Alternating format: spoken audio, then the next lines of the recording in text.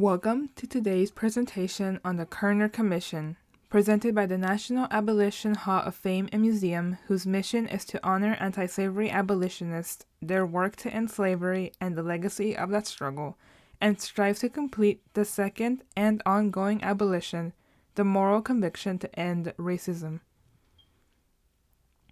The bipartisan Kerner Commission was composed of 11 individuals appointed by President Lyndon B in 1967 to investigate the causes of the widespread race riots that were occurring in many American cities during the mid-1960s.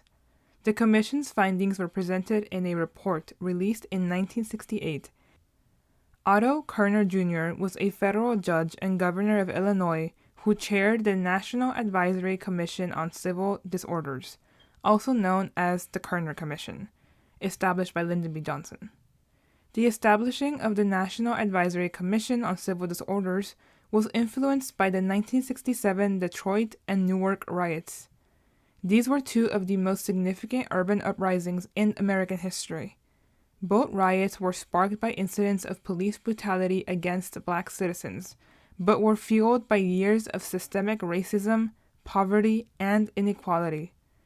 The Detroit riots began on July 23, 1967, and lasted for 5 days, during which time 43 people were killed and over 1,000 were injured. The Newark riots began just days later, on July 26th, and lasted for 6 days, resulting in 26 deaths and hundreds of other injuries. These riots led to widespread destruction and looting, with many businesses and homes burned to the ground. The riots also drew national attention to the plight of Black Americans in American cities, and were a major factor in the formation of the Kerner Commission, which highlighted the causes of the riots and suggested underlying issues of racial inequality and injustice were to blame for those riots. The Commission's report, published in 1968, found that the riots were caused by a combination of factors, including poverty, unemployment, police brutality, and systemic racism. The report warned that the country was moving towards two separate and unequal societies, one black and one white, and called for a massive effort to end the racism and poverty in America.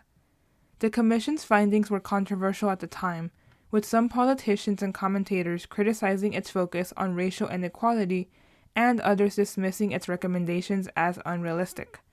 These conclusions were significant because, at the time, many Americans wanted to blame the riots on outside agitators, like communists, or even just on rowdy black men who were out of control.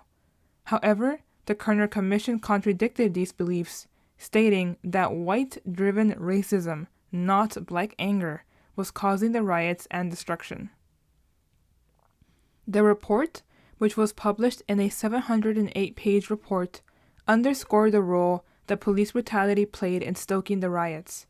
When black communities were agitated, the government sent in a National Guard and police who often were working out of fear themselves, shooting innocents and escalating situations with the use of firearms. That, among the lack of progress in the daily lives of Black Americans, despite the Voting Rights Act of 1965 and Civil Rights Act of 1964, which often did not manifest in the personal lives of Black Americans, combined with other injustices like inadequate housing and mass employment. These factors of oppression were the legacy of systemic racism, ingrained into society by Jim Crow laws and the ever-present mindset created by the legacy of slavery. Therefore, the Commission concluded, quote, "White society is deeply implicated in the ghetto. White institutions created it, white institutions maintain it, and white society condones it." End quote. Despite the report becoming a bestseller, published in its book form, and receiving coverage by big media sites such as NBC and CBS, the recommendations made by the Kerner Commission were largely ignored, even by Lyndon B. Johnson himself, who had commissioned it. The Kerner Commission has suggested massive government spending on social programs to uplift Black Americans in areas where they face challenges in escaping poverty due to systemic racism ingrained into institutions like education, employment, and voting, to name a few. Individuals like Lyndon B. Johnson, however, had wanted the commission to assign blame to outside agitators, unruly reporters who were stoking inflamed passions, or even just on the very individuals conducting the riots. However, the Kerner Commission centered the bulk of responsibility for the riots on the white middle class. Overall, the public was not on board with what the commission had to say. According to the polls conducted after the commission, 53% of white Americans did not accept the notion that racism was the cause of the riots, whereas 58% of black Americans believed otherwise. This demonstrated how support of white Americans for civil rights had already begun to dwindle prior to the publication of the Kerner Commission report. While a majority of Northern whites had backed President Johnson's civil rights policies in 1964, making it possible for him to pass landmark legislation like the Civil Rights Act of 1964, polling revealed that most of them now felt he was being too forceful in his approach just 2 years later.